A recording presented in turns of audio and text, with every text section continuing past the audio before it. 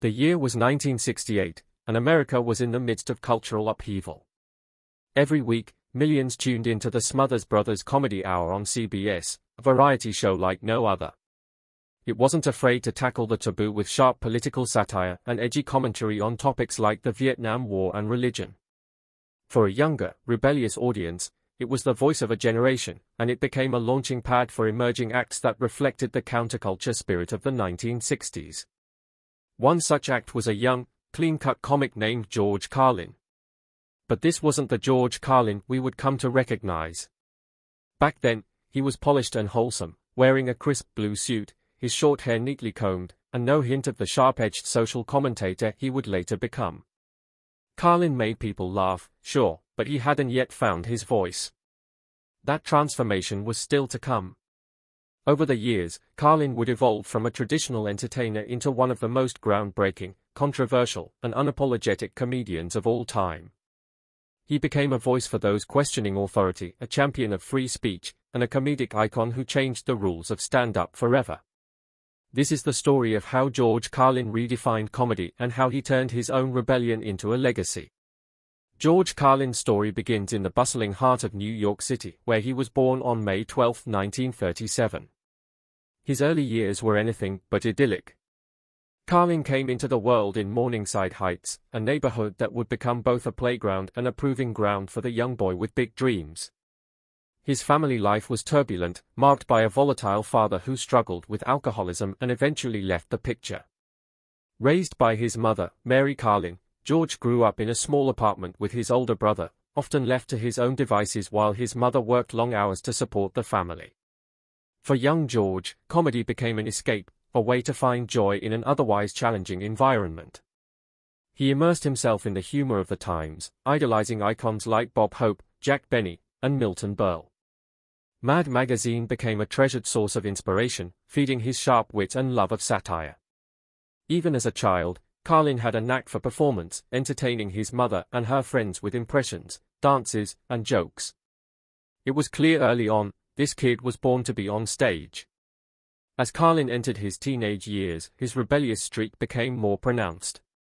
School was a struggle. Relocated to Hollywood, the heart of the entertainment industry, to chase their dreams while working as morning DJs for KDAY, the pair honed their comedic timing and developed routines that resonated with audiences. It wasn't long before they decided to leave radio behind entirely, focusing on stand-up comedy full-time.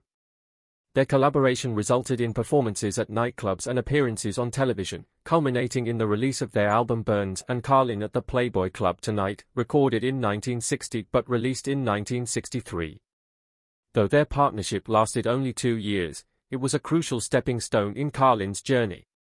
Burns and Carlin parted ways amicably, each choosing to pursue solo careers while remaining close friends. By the early 1960s, Carlin was determined to establish himself as a solo performer. He settled in New York City, returning to his old neighborhood in Morningside Heights, where he found an apartment in the very building where he grew up. His big break came in 1962, thanks to the support of industry veterans who recognized his talent. Among them was Mort Sahl, a trailblazing comedian who helped Carlin secure a coveted spot on The Tonight Show. At the time, the show was transitioning from Jack Paar to Johnny Carson, and Carlin's appearance during this transitional period gave him the exposure he needed. Carlin's performance on The Tonight Show was a hit, showcasing his ability to craft sharp impressions and relatable humor.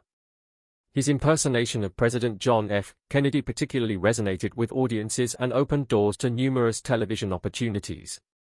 Soon, Carlin became a regular presence on popular programs like The Merv Griffin Show, The Mike Douglas Show, and The Kraft Summer Musical.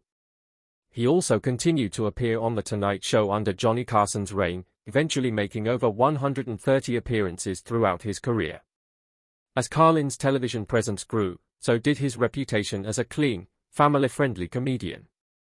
His routines were witty and accessible, carefully tailored for the mainstream audience that dominated TV viewership in the 1960s. This approach proved successful, earning him widespread appeal and leading to the release of his first solo comedy album, Takeoffs and Put ONS, in 1967. The album featured a collection of clever observational humor, showcasing Carlin's ability to turn everyday scenarios into laugh-out-loud moments. It was well received, further solidifying his status as a rising star in the comedy world. Despite his success, Carlin began to feel confined by the persona he had created.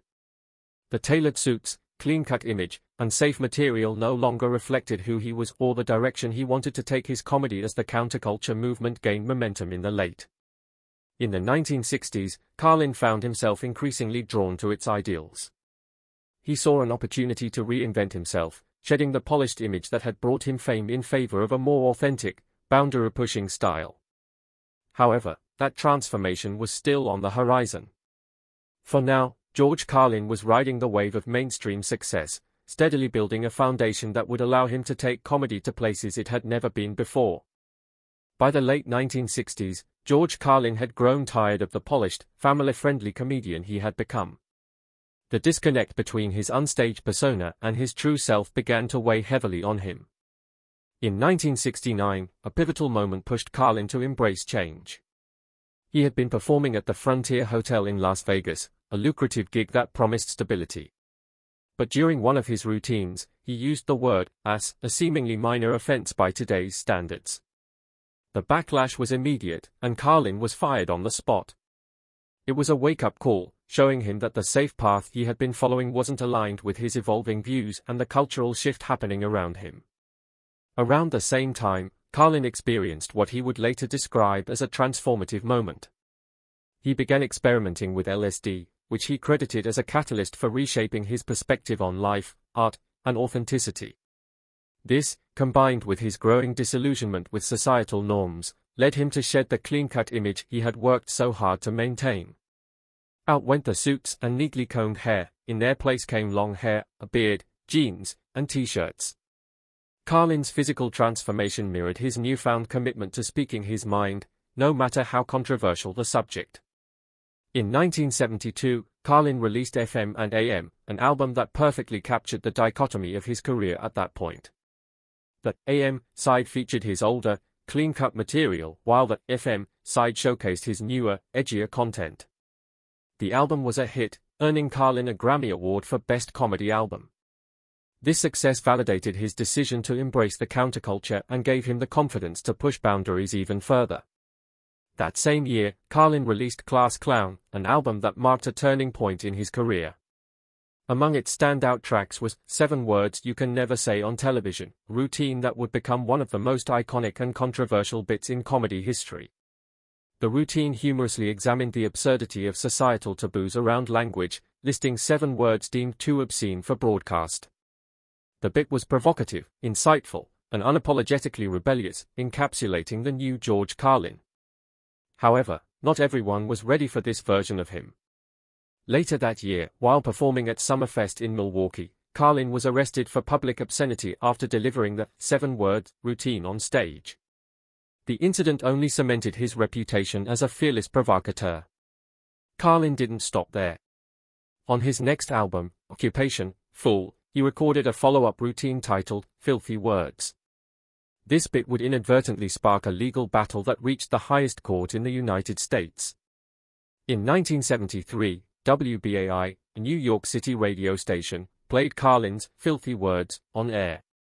A listener, upset that his young son had heard the routine, filed a complaint with the Federal Communications Commission, FCC. What followed was a prolonged legal battle between the FCC and WBAI's owner, Pacifica Foundation, over the limits of free speech on public airwaves. The case, FCC v. Pacifica Foundation, reached the Supreme Court in 1978. The court's decision upheld the FCC's authority to regulate indecent material on broadcast media, citing the unique accessibility of radio and television to children. While the ruling imposed limits on what could be aired, it also solidified Carlin's place as a champion of free speech. His routine became a symbol of the fight against censorship, earning him both admiration and criticism. Despite the controversy, Carlin's career flourished. His willingness to challenge authority and societal norms resonated with audiences who were hungry for authenticity and rebellion. With his sharp wit, fearless commentary, and unwavering commitment to speaking the truth, George Carlin didn't just reinvent himself, he redefined comedy for generations to come.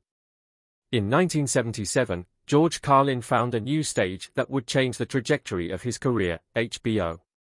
The premium cable network was still in its early years, but it offered something that no other platform could: uncensored comedy.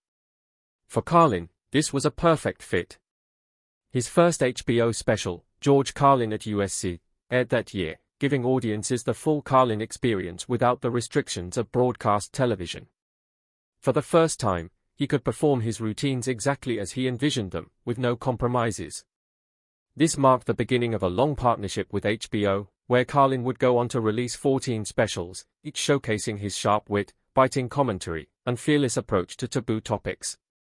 HBO became a defining platform for Carlin's career. These specials not only solidified his reputation as one of the most provocative comedians of his time, but also allowed him to build an intimate connection with audiences. Viewers could experience his performances in their purest form, unfiltered and unedited. For Carlin, HBO wasn't just a platform, it was a creative haven that allowed him to explore ideas and take risks that traditional media couldn't support. But the path to legendary status wasn't without challenges. The 1980s brought a series of health issues that tested Carlin's resilience.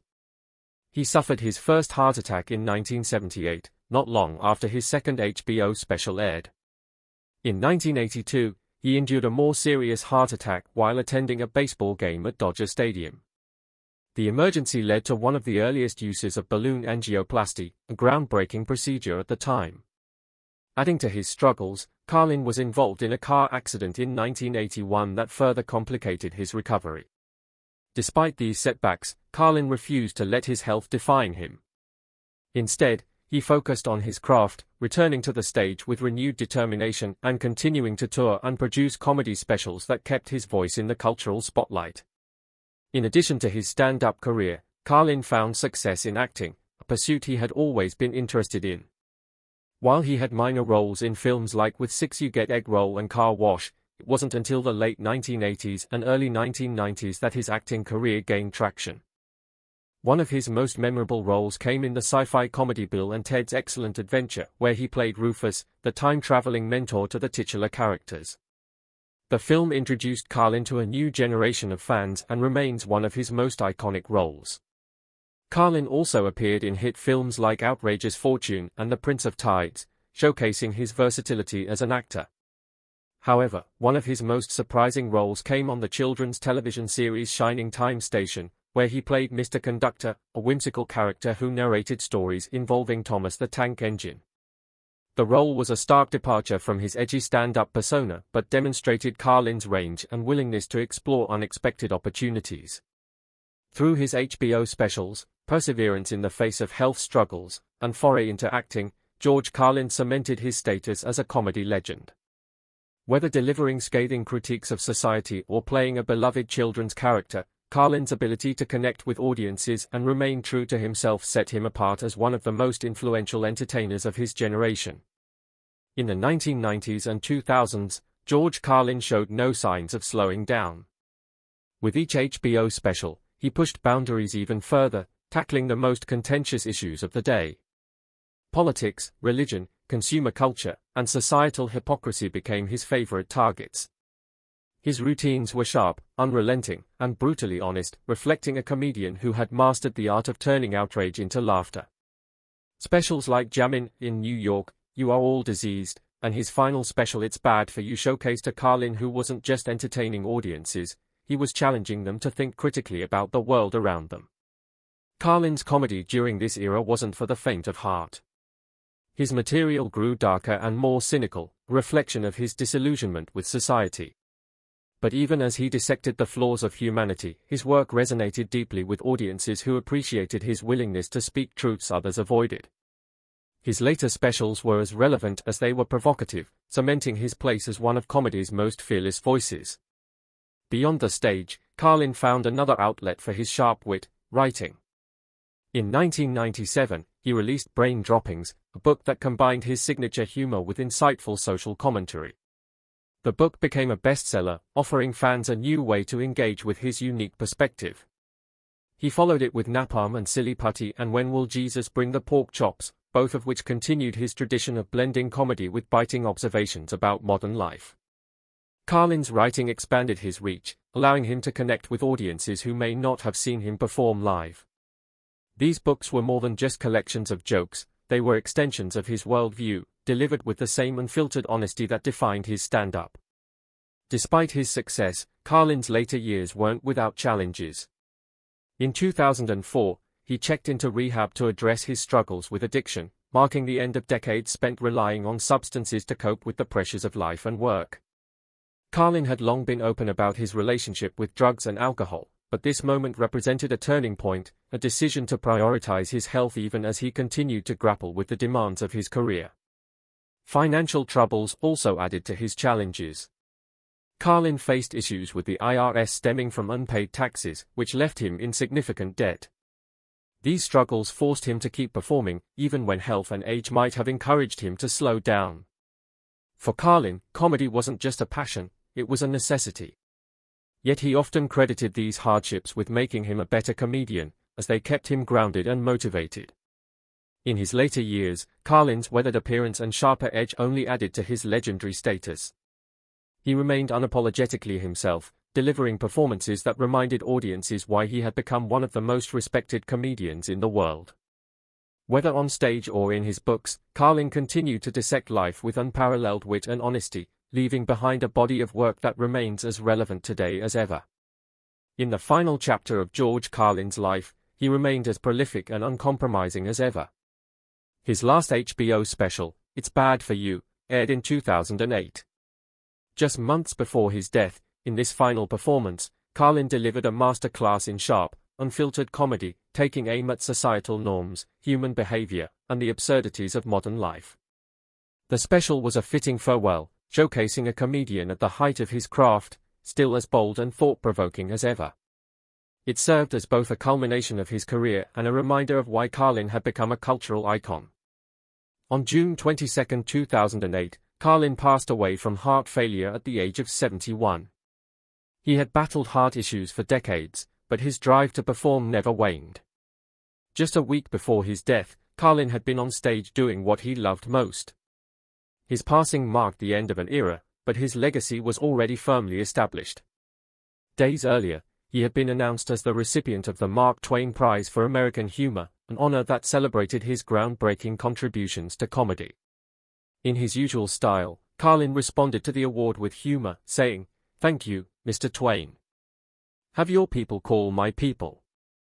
Carlin's influence extended far beyond the stage. He challenged the boundaries of free speech, inspiring generations of comedians and thinkers to question authority and embrace authenticity. His routines were more than just jokes, they were profound commentaries on the human condition, delivered with razor-sharp wit and fearless honesty. Whether dissecting the absurdities of language, skewering political hypocrisies, or simply making audiences laugh until they cried, Carlin's work remains timeless. Reflecting on his career, Carlin once quoted master cellist Pablo Casals, who said, "I'm beginning to notice some improvement." For Carlin, this sentiment perfectly captured his relentless pursuit of excellence, even after decades in the spotlight. Through his comedy, writing, and unwavering commitment to free expression, George Carlin left an indelible mark on the world. He wasn't just a comedian, he was a voice for those who dared to question, laugh, and think. As his iconic routines continue to resonate with audiences, it's clear that George Carlin's legacy will endure for generations to come. George Carlin's journey was nothing short of extraordinary. From his early days as a clean-cut, suit-wearing comic to his transformation into a counterculture icon and ultimately a comedy legend, Carlin redefined what it meant to be a stand-up comedian.